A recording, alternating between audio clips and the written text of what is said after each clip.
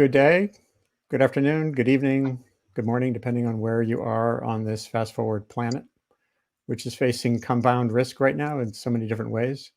We have a pandemic well established and still growing. We have social upheaval, the likes of which the United States has not seen in decades. We have storms, tropical storms, hammering different parts of the world.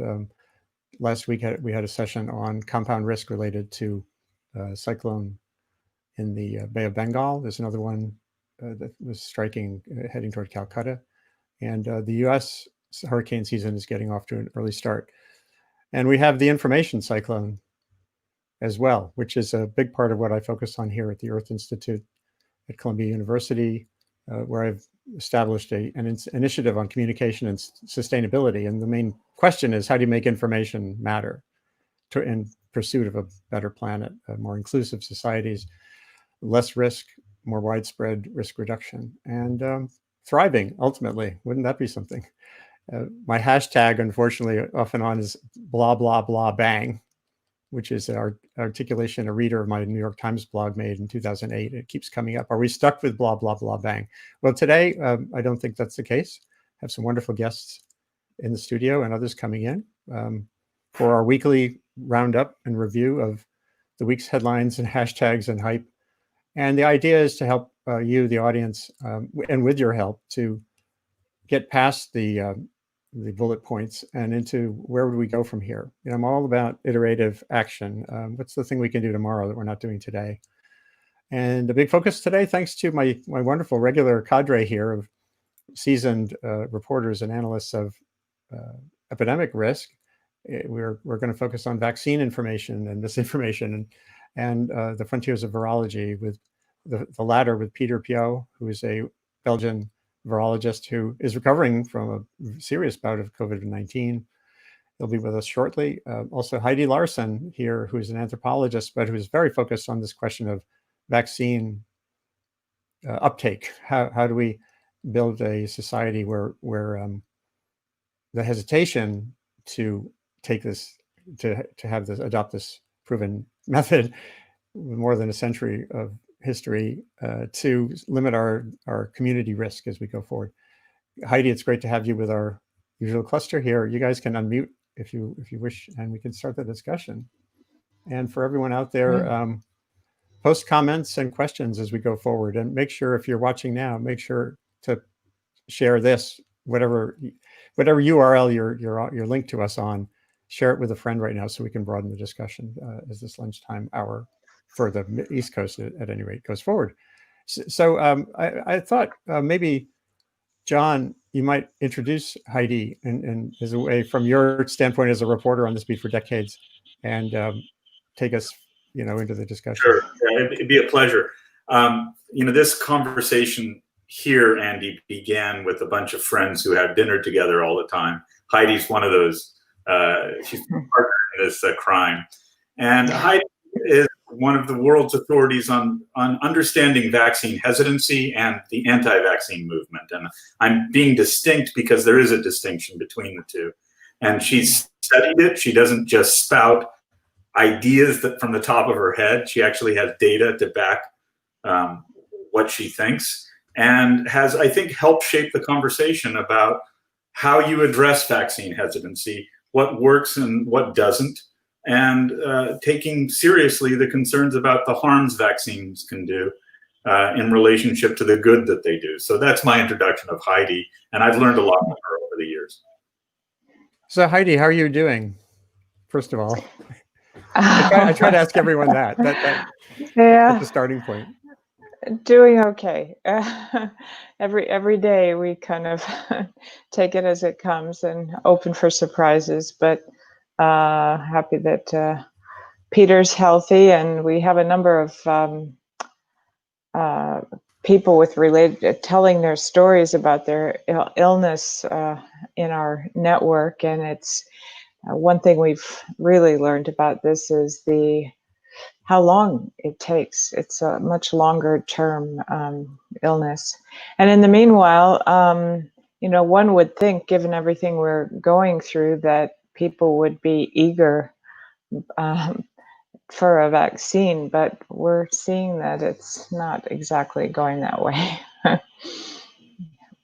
So one of my questions here for others in recent days has been, when you look at the infodemic, as I think that's an apt term the WHO used a while back, and some call Yeah. it misinfodemic. I actually think infodemic is better because you have misinformation in there, but you also just have overload, which is different than misinformation. And when you look at this, you have some sense of what the trajectory, what would be a practice that could beneficially move us toward, more of a rational discussion. Well, this was already a challenge before COVID came along across a number of areas. Vaccines, the work I've been doing on vaccines, I see really just as one window on a particular topic that's rife with this mix of misinformation, rumors, and harmful information, but it's in a number of different forms. But that has just been amplified in the context of COVID because it's of the uncertainty. And the challenge, I mean, there's been a lot of finger wagging towards Silicon Valley to go turn it off, to delete the bad information, and it's their fault for amplifying it because of all their algorithms. Well, these are deep human sentiments. These are not not so easy to turn off. And now there's so many options with platforms that you can just jump platforms. Yeah. So I think we really need to deal with what's driving some of this. And as you mentioned, it's quite a spectrum of information. And I think that we have to be very careful with turning some of these pieces of information off, because we're looking for clues. We're looking for clues every day. And to start saying that that's not fact, when science itself is evolving alongside this, it's a particular challenge. And I'm going to bring Laurie Garrett on screen now. She's in the green room, and great to see her again. One of the original cadre here. Hey, I know. It's hard to be on this. Waiting. No. Hi, Heidi. I did wave a flag. Hi there. So it's great to see you again, Laurie. And several of those on this call over the weeks have made this point too, that this is an emergent situation where, as you say, the fundamental baseline science is unclear as well.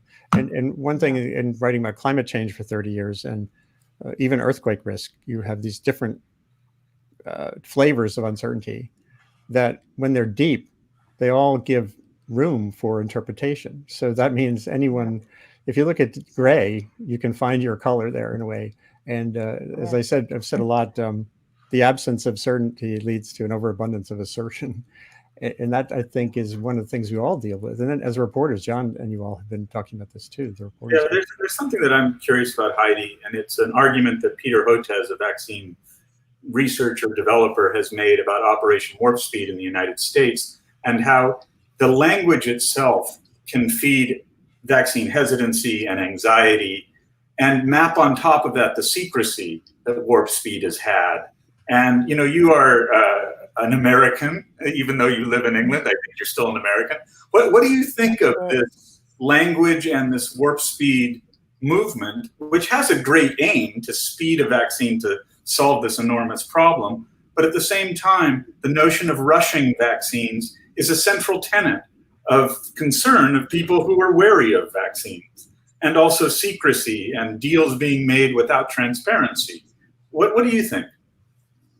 Well, I think it's absolutely right that the language can weigh into a lot of the anxiety, and Warp Speed has added another level of it, I mean, in terms of that language. But we had already been hearing from some politicians here and scientists that, we're going to get this quick, it's going to be months. And I mean, anyone who's worked a little bit in vaccines, or certainly in making vaccines, and I've been working a lot around the Ebola vaccine trials the last 4 or 5 years. And, there are so many hurdles along the way. But what happened, but some of those hurdles are for good reasons. And as you rightly say, and we look at millions, we scan social media all over the world every day, and the most common concern that comes up is too fast can't be safe. And it was the most common reason that we didn't get the uptake in the 2009 H1N1 vaccine. And that was another one that, it's this kind of contradiction that if you're not there when the threat is pending or imminent, they lose their interest. On the other hand, if it's too quick, they don't trust it. You need to understand. There's an added piece to this, which is the Trump administration is itself not trusted by a very hefty percentage of the American population. And when you add to it that the Trump administration is pushing this hyperspeed approach, and that the FDA has already been shown to be manipulated to some degree by the White House, then a third layer that we're the most likely first candidates are going to be a nucleic acid vaccine, and we don't really have any precedent for FDA approval of nucleic acid vaccine safety. And so you put them all together, and I think even people who consider themselves very pro-public health and liberal and right-minded and always get vaccinated for flu every year are saying to me, I'm going to wait. I'm going to see how many of my neighbors drop dead before I take that vaccine. Could I ask a question? Go Heidi for it. And by the way, Heidi I may drop out in a minute because Peter's here and we can only have 6 on screen. So I might just sort of hang back and let you all talk for a bit. So hold on a second. Let me get Peter on screen and I'll pop away. Great. Actually, I have to pop away first. So I'm saying goodbye for a moment. I'll be in the back room. And here comes Peter. Someone can introduce Peter. Okay. Oh, hello, everybody. hello, Peter. Peter Piot. Yay! Peter, let me take the prerogative and say, first of all, we're all awfully glad to see you. And second of all, how are you today? How do you feel? I'm fine. It's just a bit, how to say, this is the 12th week since I got ill, and then I'm still struggling with an interstitial pneumonia, which takes a long time to resolve. So, but no, much better. I couldn't have done this like even 2 weeks ago, because by 6 p.m. I would be, my voice in some funny way changes, and and I'm be short of breath and so on. So much better. So happy to be alive and happy to be there and see you all.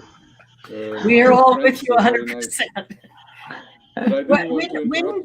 When do you think you first got infected, and how?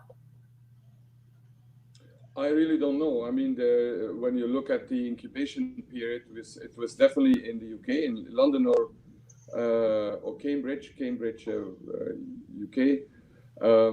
But because of my job, I mean, I addressed people. I just, endless meetings and so on. And but we, what I should say is that we started working remotely from home before the government actually imposed this. I mean, decided that. So that means that during the time, the 3 days, the two and a half days before I got sick, I was at home. The only person that was exposed to me was Heidi. So I feel that was good coincidence, because it means that I probably did not infect anybody else but Heidi. But before, I was the lucky one. Could be so many. I mean, even if already I stopped shaking hands, and there was some moderate distancing, but still, it was life as usual here in the UK for nearly everybody. And when you wouldn't shake hands, I mean, although the Brits take a bit of keep distance, but still, it was a bit yeah, I don't know. I mean, and frankly, I've not even spent 10 minutes trying to think. I just checked in a few about a few events whether other people who attended it had become infected, and yeah, the answer was no. So I don't know. I really don't know. Yeah. Well, let me ask you one other thing, because I want all my friends on this call to have a chance to ask questions. But there's been one that's really been a burning question for me, and to both of you, because there's been so much criticism of the British response and of the role epidemiologists, a certain clique of epidemiologists, played in advising Boris Johnson to take this very slow, almost Swedish-like initial response. We now see Sweden has the highest per capita death toll in the world because it took this very laid-back response, as prescribed by their leading epidemiologists. You have at the Imperial College, which Peter you used to run, you have one clique of epidemiologists and modelers that have played a prominent role. You have a clique around the SAGE group advising Boris Johnson. I think for a lot of us on the outside, it's really hard to understand how policy has been formulated for how to respond to this epidemic in the UK. And I just wonder if you have any insights, anything you can help us to understand. No, first of all, I would agree that the response has been, too late that's for sure. And just some recent examples. The government has announced yesterday that as of the 15th of June, face masks would be compulsory in public transport. Why wait another, 9 days or so? That's a mystery to me. Also, they're now going to start on Monday quarantine for any travelers coming in from abroad. I mean, that's either too late or too early. We still have 6,000-7,000 new infections a day. That makes sense to do this quarantine when you have no cases or really hardly any, and that importing them cases would start an epidemic, or when you're really at the very end and have no longer. So it is totally out of sync and with the epidemic. And there, I must say, the chief scientist and the SAGE committee made it clear that they were not even consulted on it. So to be honest, I don't know exactly the policy decisions who were made and how influential the scientists were. I think the modeling, there is a tradition here of where modelers have probably more influence than in many other countries. But at the end of the day, it's political decisions. And let's not forget what has been on the mind of this government, and that's Brexit. There was euphoria because, the Brexit was signed with the European Union, big majority in parliament, and they were preparing for all that. And then, boom, this comes up. So it's not a government of people who, have a lot. There's nobody with a kind of scientific background. This is not like Merkel or other governments where you have people who understand at least the science and these mechanics. So I would say it is also, on the other hand, there is a strong tradition here of an open society, a very liberal society, both in economic terms and in terms of what people can do. Certainly in London. So that may have played a role in terms of where I'm low battery here, what Boris Johnson has, how he sees it. But I don't know. But the fact is that being too late, also, for example, a fiasco of testing, it's a bit like in the US where you had CDC who was wanted to control it all with a test, and here was Public Health England. And what I was surprised here is how centralized decision-making and action is. I mean, coming originally from a federal country, and we're like the US also. So rather than to say, okay, the test should, any lab should be getting ready, private or academic or public, we don't care, as long as people have access to testing. And it's been really more rationing of testing than anything else. And some of it I understand, because the demand was much higher everywhere than supply. But still, for example, now the strategy is, and I think rightly so, what they call test and trace. I mean, just testing people and then contact tracing and all that. So I think that's absolutely should be done. However, testing is only possible now for people who have symptoms among the contacts.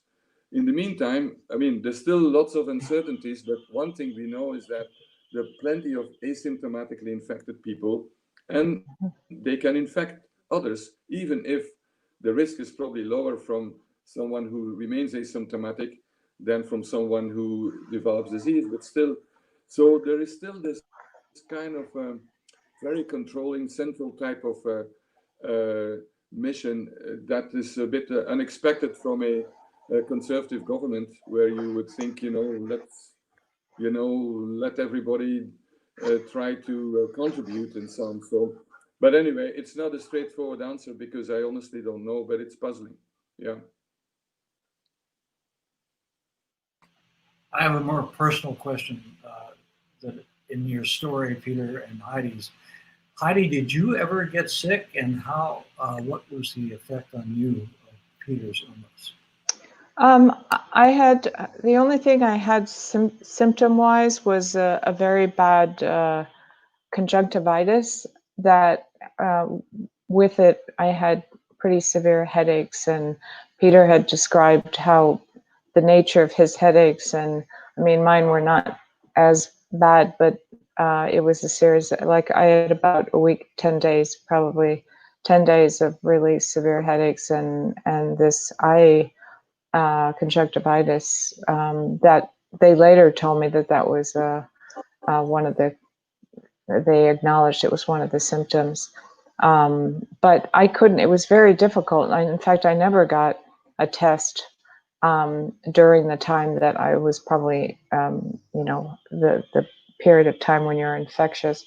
I did get a positive antibody test more recently, but it was really hard. I mean, even as a contact of somebody, I think I looked online, I went through all the processes, and I got to a point where it seemed like, okay, this is where I can get it, and said, you can't pass from here on because you're not 65. And I thought, oh, great. So I'll wait a couple of years, just see what happens then. No, it was really shocking. And still now it's a mystery. Did either of you take hydroxychloroquine? No, Only don't go gin and near tonic. it. Yes, No. just No, the but I quinine think part, that, yeah. what I think was a challenge when I was hospitalized, that you're not allowed to have visitors. You're really in isolation. So, and I was thinking, thank God that this didn't happen 40 years ago, or even 10 years ago. Today we can see each other. 40 years ago there was no cellular phones, cell phone, no mobile phones.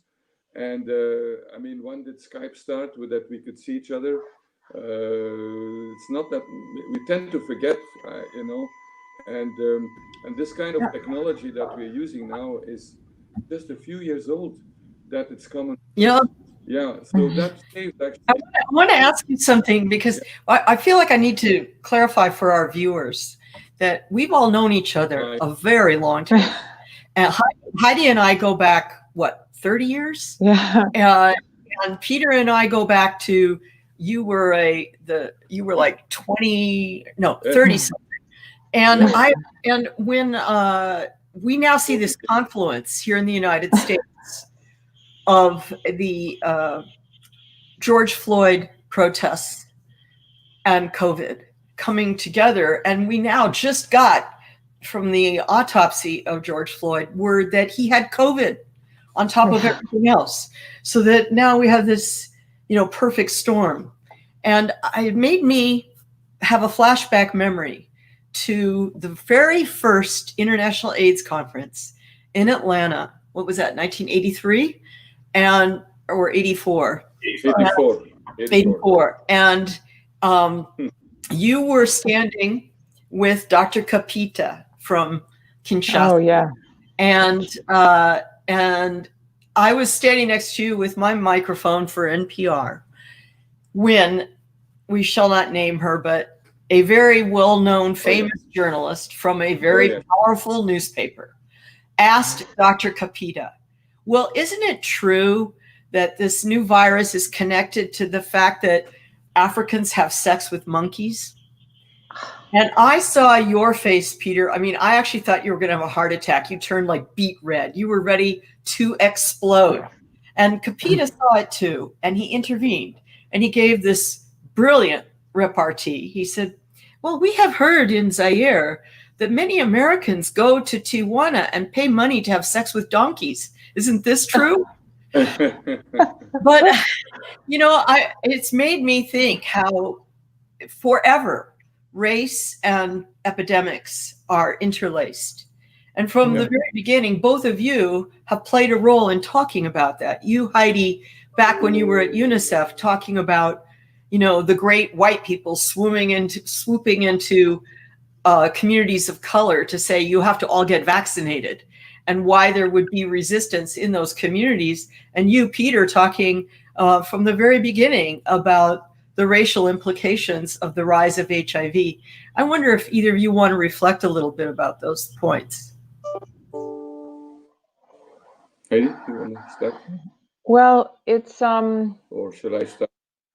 You can start. I have some thoughts, but yeah, No, go ahead. I mean, first of all, I mean, when you at the London School of Hygiene and Tropical Medicine, we're kind of monitoring what's going on and analyze the data, and also shown that also in the UK, this is not just an American problem.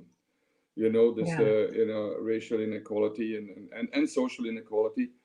That you know, what you call minority groups have a much higher risk of acquiring, you know, COVID-19 or SARS-CoV-2 infection, and secondly, of dying. I mean, so the severe disease, and we, I mean, and a big difference between the US and UK is that we truly have universal health coverage, and you know, in the National Health Service, like in my isolation where I had was isolated with 3 other men.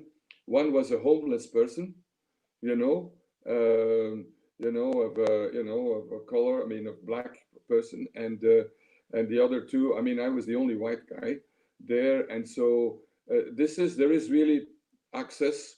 So it's not predominantly access to health care, I mean, in health services, because the financial barrier is really not there, although there could be cultural aspects. But there is a much higher prevalence of diabetes, of hypertension, obesity, and so on. So that may play a role. Plus, in the National Health Service, there is a very high proportion of minorities among the staff. So that, in other words, they're also more exposed. So, but the fact is that it is extraordinary high risk, much higher risk for non-whites than for whites, and both men and women. And so now we're looking, what exactly is it? We should also not exclude some genetic factor. We know that that plays a role, for example, for hypertension, but it's probably much, much more. And so the racial inequalities, I mean, we have them as well. And there were several demonstrations of solidarity, also in front of Parliament here in London. Was it yesterday or Tuesday? Sorry, Tuesday, on Black Tuesday. Yeah. Yeah, and then there's another level of minority discrimination, and that's been the huge stigma and aggression and harassment of Asians here that was going on in the very beginning. It was pretty extreme, and that was another thing. And then on top of that, these things always fuel on the current environment. And in the context of Brexit, there was already a very strong anti-other, even anti-European. Anyone with a European accent was, there was all kinds of issues. So this COVID came at a time where there was already this polarization and tension. So this just ramped that up in a different way. It has brought, there has been also, it's not been all bad in the sense, there has been a level of volunteerism and support. But these are deep, these sentiments. I wanted to ask, there was a very famous, of many famous incidents in your career, Peter, when you couldn't, it took an entire year for you and others to get a paper published that said that HIV was rampant in Africa, because nobody wanted to believe that that was happening. And when I was thinking about that, when I saw during March and February, particularly in March, when we in the United States and perhaps you in the UK were looking at those pictures from Italy and saying, "Well, those are Italians. That couldn't happen here." Yeah. Do you see the similarities there? Well, I see a lot of similarities between the beginning of the HIV movement and epidemic and now. First of all, it took everybody by surprise. It didn't come out, and although several of us have given talks, my talk was about, are we ready for the next pandemic? This is not something that should have come us by. But no, I think the role of politics has been really clear and was certainly the negative or positive roles of leadership and politics, very striking. The very late response, it's not one of the reasons that the title of my memoir is No Time to Lose, is that when you have a contagious disease, the earlier you can intervene, the bigger your impact will be from generations and generations and generations of transmission. And so we wasted enormous amount of time with the HIV epidemic at the beginning, but also now, it's in HIV it was more a matter of years perhaps, but in the case of COVID, it's you have to count it in terms of weeks, and 1 week earlier of resolute measures can mean a lot of lives saved. That's certainly, and then also in this outbreak, the data shows if China had responded transparently and aggressively just 2 weeks earlier, estimated 90% of the global pandemic would never have happened. That's striking. I want to bring Wendy in because she's always the shy one in our group. Unmute yourself, Wendy. Here's what I want to throw your way. Because what Peter is saying about early response is really absolutely applicable to HIV. You were with Jonathan Mann at WHO in the earliest days when WHO was resisting even having a response, when there was antipathy towards the global program on AIDS. And Jonathan's number one issue was to try and get countries to formulate HIV response programs before they had big epidemics. What do you see parallels in all of this? And do you have questions about that for Peter or Heidi? Well, actually, I do want to ask Peter how you see the United States pulling out, whatever that means, their support from the WHO and the impact that is going to have on our ability. For all the problems WHO had at the beginning of HIV, the United States played a huge role. A lot of us were staff from the United States, seconded from CDC and NIH and other places. And I just wonder how you see this, this separation of the United States from WHO and what that means and how we can restore that relationship in any way. Yeah, it's an extraordinarily damaging and stupid decision, which I think will also damage the United States. It's not only going to harm WHO, because WHO, I mean, relies a lot on American expertise. You and I have been on committees and so on. I mean, it's full of scientists from the US. Let's not forget that the US is not only the #1 power in the world in terms of military power and economically, but also science and technology and, and academically. Will that be affected by it? I don't think so in terms of independent scientists, but for example, at least CDC used to be at least a huge source, NIH as well, of support to global efforts. And the US in general played a big role, whether it's on HIV, Ebola, just name it. So I think this is going to really damage enormously. And I don't see any other country that can really, replace the US. I mean, maybe a bit with money, but this is not just about money. This is about also expertise, people, tradition, the networks. And I guess your latter question, how can that be restored? There are precedents. I mean, with UNESCO, where the US goes in and out, or UNFPA, but I'm not sure that it's of the same, the implications for the world can be enormous. And doing that in the middle of the largest, not just public health crisis, this is not just a public health crisis, but the largest global crisis in peacetime, I think is so irresponsible.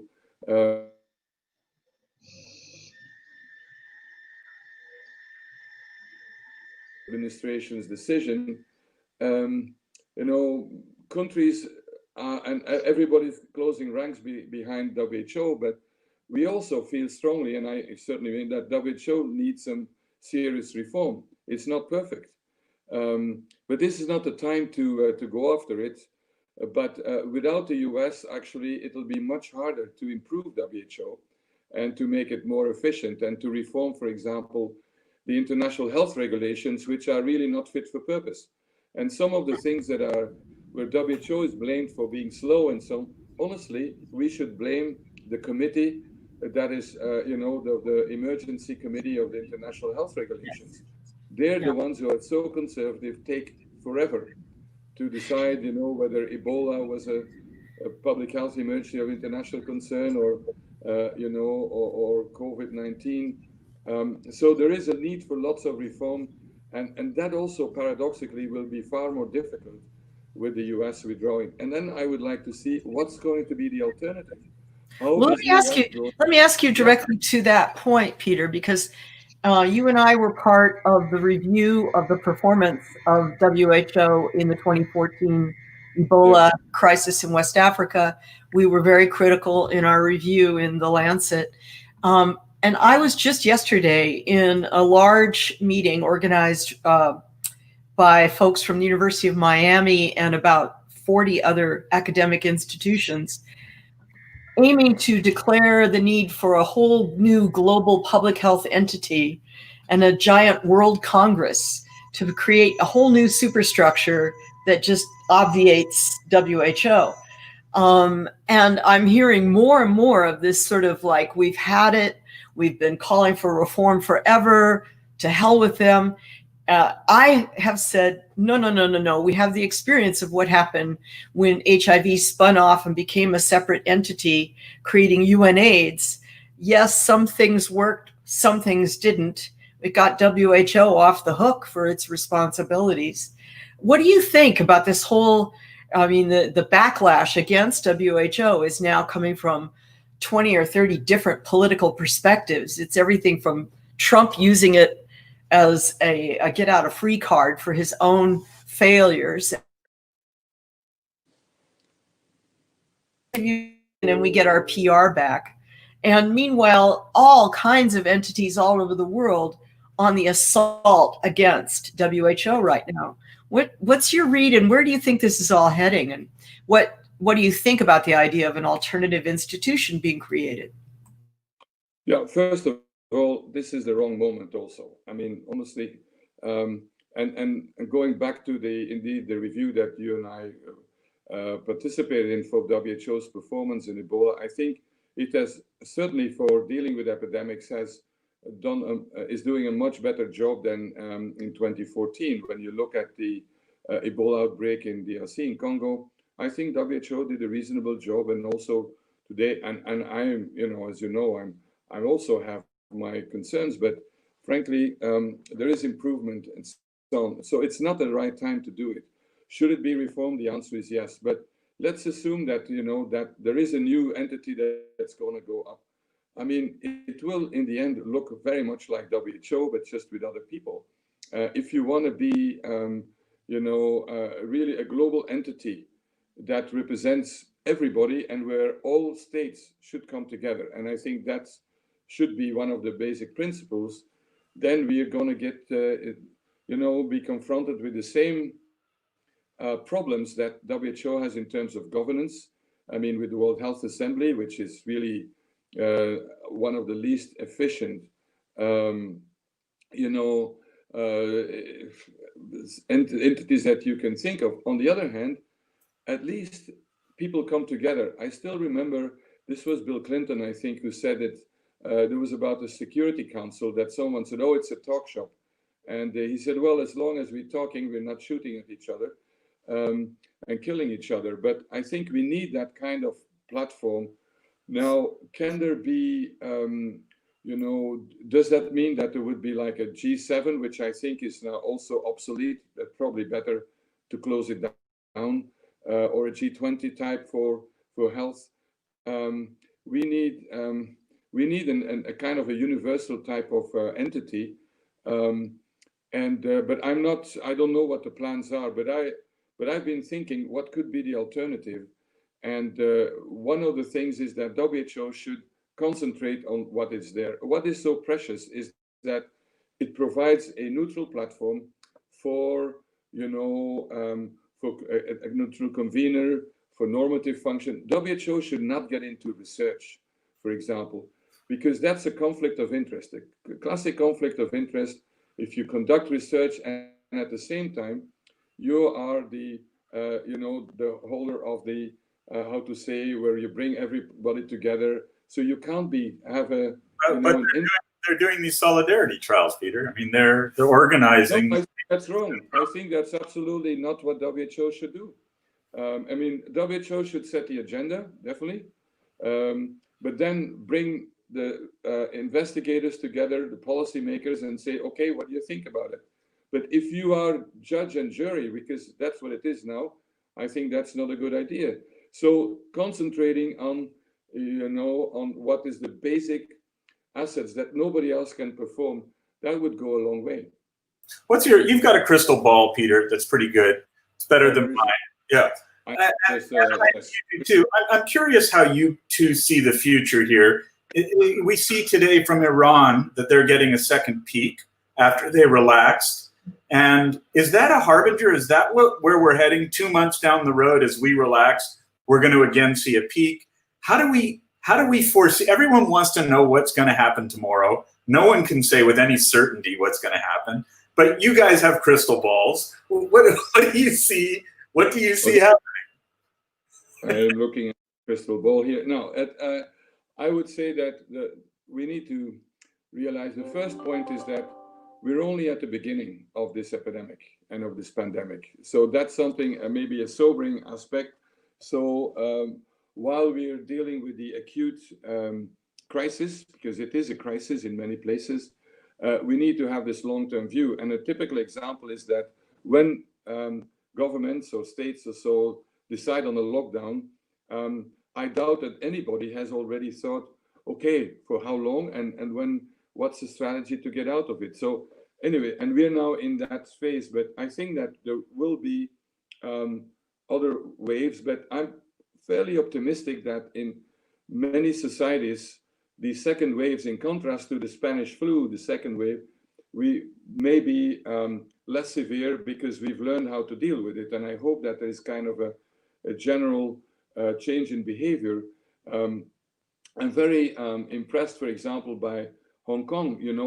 super highly densely populated, one of the highest densely populated population in the world, in Mongkok, you know, where SARS exploded. And yet they have really hardly, I mean, they've really brought under control. It's not zero, but everybody wears a mask. I mean, there is a kind of a collective change in behavior. And it may be that we don't need all this draconian measures. We've really gone for a bulldozer approach, and okay, we had no choice, I think, because we waited so long. But now we need to go for far more refined. We need to go where the epidemic is. We probably go to a system where, as societies, first of all, masks and all that will have to become part of the social etiquette. It's like today in most societies, if you go around with a cigarette in your mouth, you know that you'll be ostracized, and soon maybe when you don't wear a mask. But also, we'll have to go we need a very, very real-time intelligence so that we know where is there an outbreak that's coming. When you look at the UK, where is the epidemic?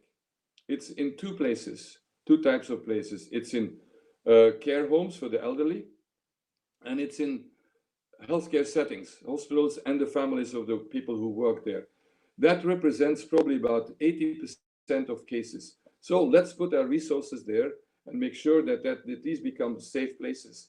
So I think that the long term, the answer to you, John, is that we'll have to take on, I would say, coming from the AIDS movement, a harm reduction approach and risk management, and see what can we accept in society and how to manage that. And I don't believe that a vaccine is going to really give the answer. And we still, I hear people saying as if the vaccine is going to eradicate the virus. I always remind people, okay, there's only one human infection that's been eradicated, smallpox. Polio, we're still trying. And with respiratory infection, viral infections, the track record of vaccines is not great. I mean, 60, 70% is a good, for influenza vaccine when you look at RSV, so and so. And so will this vaccine, let's hope there's a vaccine that's coming out, will it prevent acquisition of infection, or will it prevent, leading to severe disease and mortality and so on? And we need both. But we still have I think the debate has to start now about societies living with COVID and the longer term strategy, because if we're not ready for that, we will go into knee-jerk reactions, and you can't lock down a whole country or a whole state every, 6 months or so. We have to do that. We have to think that one through.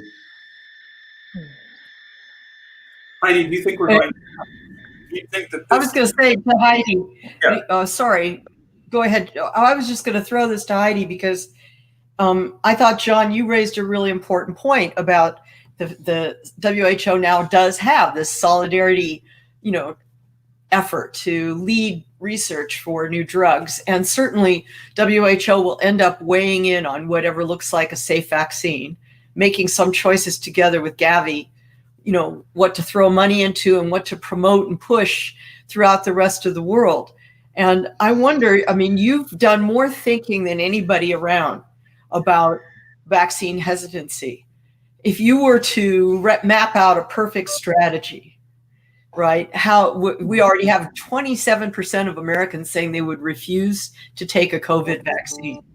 And I don't know what the numbers would look like in Burkina Faso or Vietnam or India. But if you were to try to map out a perfect sort of get ahead of the game strategy, how could we, number one, have credibility on whatever the assessment is of the safety and efficacy of a vaccine? And number two, have the maximum possibility of acceptance?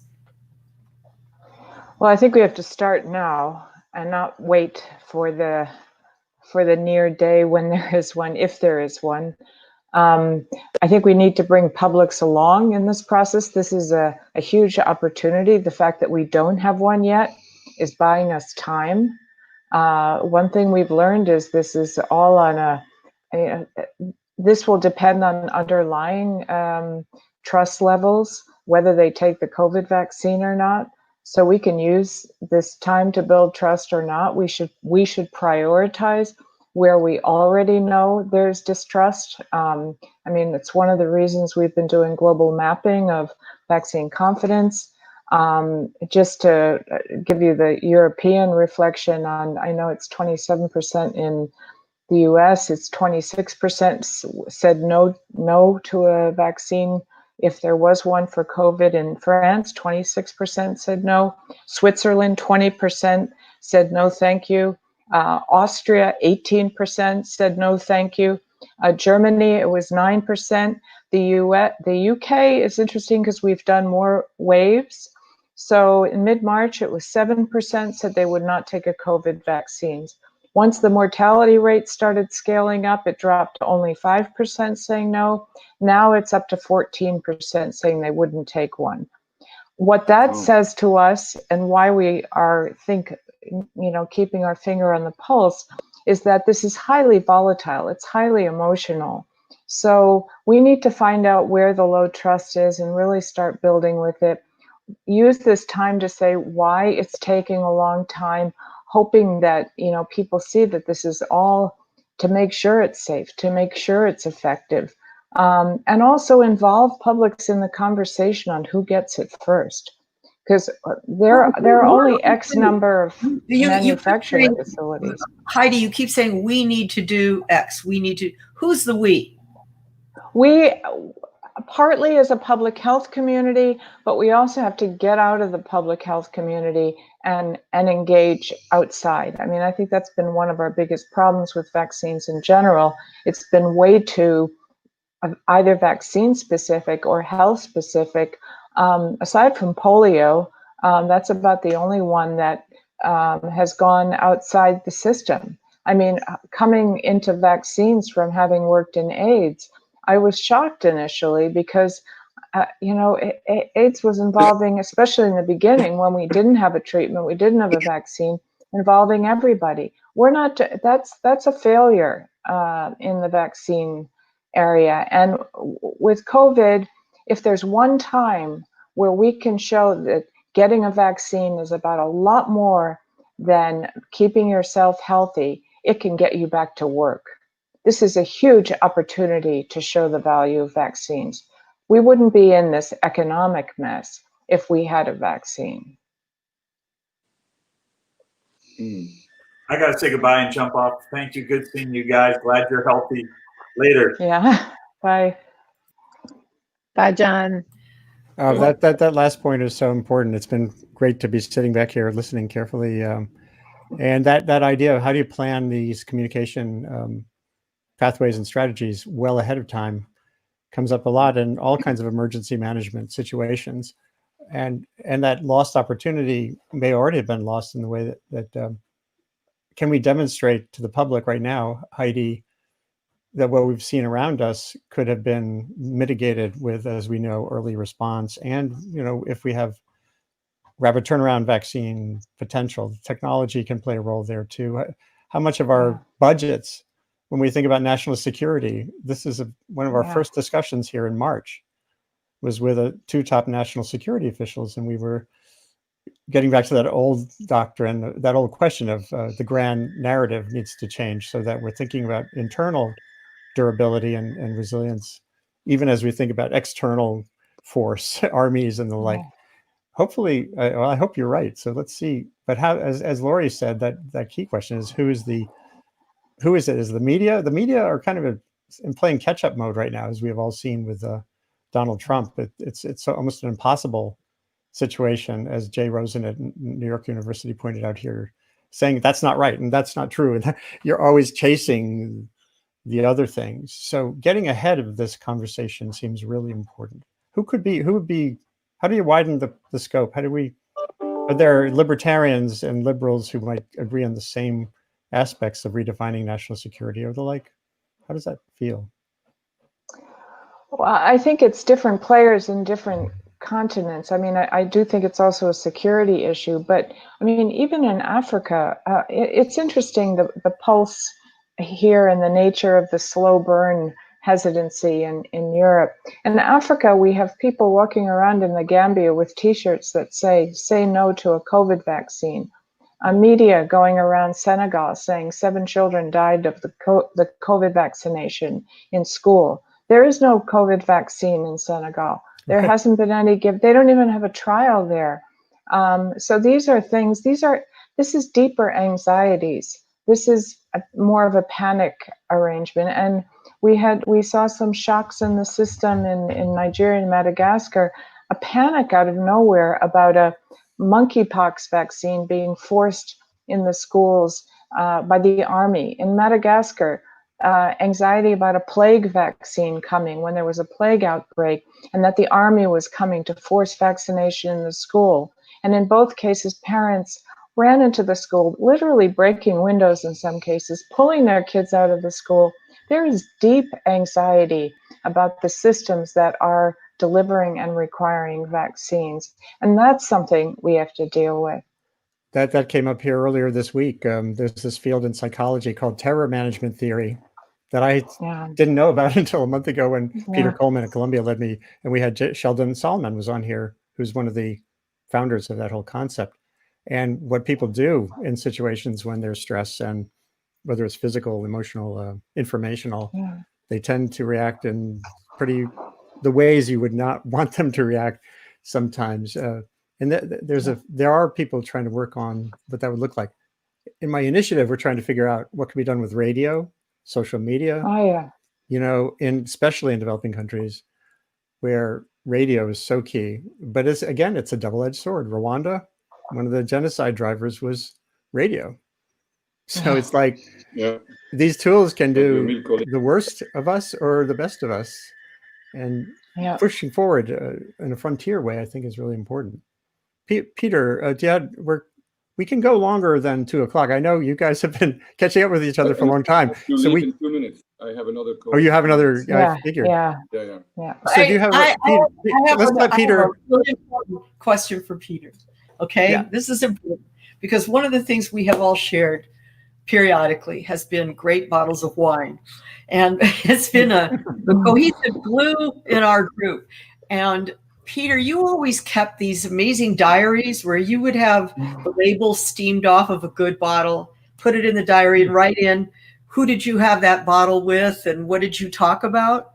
And I hope you still keep those diaries. But I wonder, I remember you were telling us at one of our feasts that we had many years ago that your favorite entries all involved Fidel Castro and drinking in Havana when you were head of the United Nations AIDS program.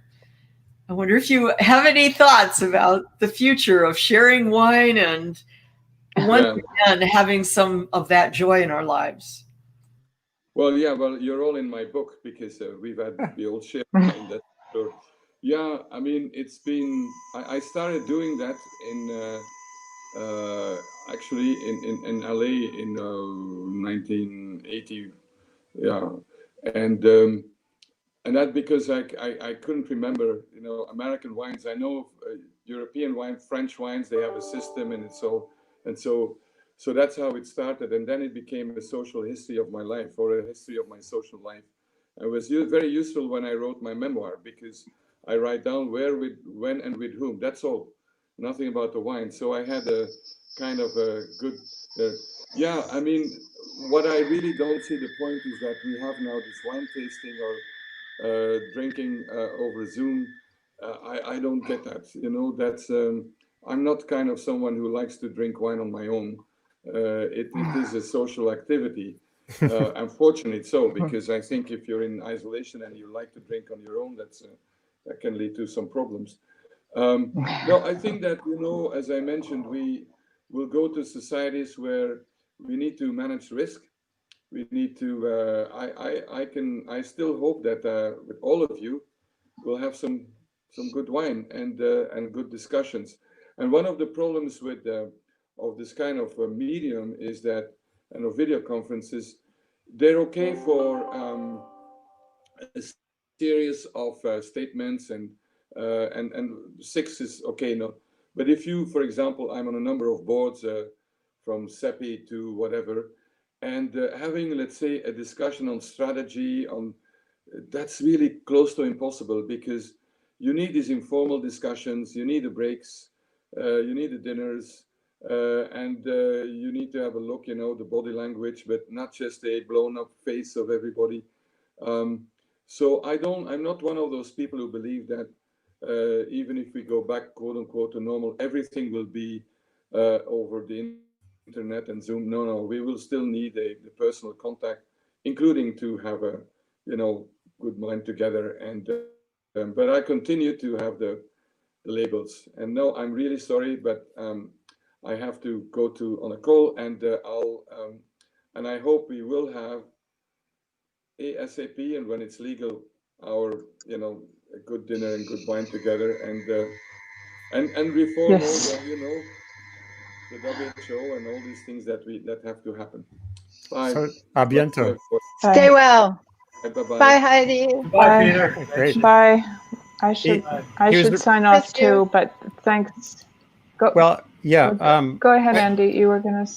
Well, just it would be worth, I try to iterate these things, because I think bringing in developing country communicators right now on what you were describing in Africa particularly is essential. The IFRC, I remember talking to the current head of it, and he was describing how with Ebola, they had a constant learning curve on everything from the color of their body bags to all the aspects of how you build trust with communities.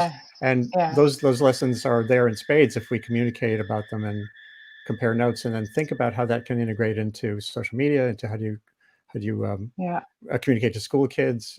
There are artists we've had on this program and more who are coming who can play a role as well. So it's been great to have both of you, Peter Piot and Heidi Larson, on the show. Come back again. And we can revisit. We'd love to see you. And John Holdren, by the way, the OSTV, Obama's science advisor for 8 years, he sent around an annual Christmas list of wines. He did his own spreadsheet on cost effectiveness, quality per dollar. So maybe I'll share that with you sometime. Those books keep growing here, and I've become well trained in peeling off labels. So I look forward to having a toast together. But happy to come back as the global story evolves. Great. Thanks so much. Bye. Laurie and Robert and Wendy, thank you too. There's lots more to say always, but we all have busy lives and lots to do right as we click off from here. I have to read a little boilerplate farewell, if you're okay with that. And I do want, so the Vaccine Trust, what's the website for Vaccine Trust?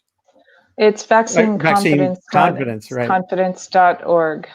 Right, the Twitter handle is Vaccine Trust, which is such a good word. Actually I have a personal one, but that's the one for I think confidence was taken for something else, but anyway. Yes. That's how it all works. Well, I'm glad that we're all here. I'm glad we can keep at this. And I do have, I should add one last pitch. I have a book coming out in a couple of weeks called Stuck. And it's about all these drivers of what's going on behind the vaccine space. And it's with Oxford Press. And they were kind enough, even though everything was just lining up on production, they let me write a 1,700-word prologue in the context of COVID. That's great. I'll just show people that right now. It's there you go. Wow, you're quick. Anyway. Well, I'd love to. We can have a chat about that once it's. That's a perfect subject for another episode of Sustain What. So here, I'm just going to say briefly, Sustain What is a global online conversation identifying solutions to the complicated, shape-shifting, and epic challenges of humanity's great acceleration and the current great pause, as many call it, and the turmoil around us as well. Our prime focus is making sense of and getting the most out of the planet's fast-forward information environment. It's the one Earth system changing faster than the actual environment. This webcast is produced as part of my work building Columbia University's new Earth Institute initiative on communication and sustainability. For the time being, these sessions focus on mitigating the unfolding disaster around COVID-19, the economic upheaval and the social upheaval we're also seeing now. But we'll dip into other subjects and solutions when the time is right.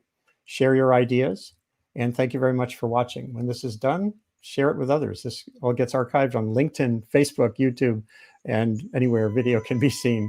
Thank you all for participating today, you guys. And have a good Thanks. afternoon. Stay well, Heidi. Bye. We miss you. Thanks. Nice to see you. Yes, miss you too. Bye. Great.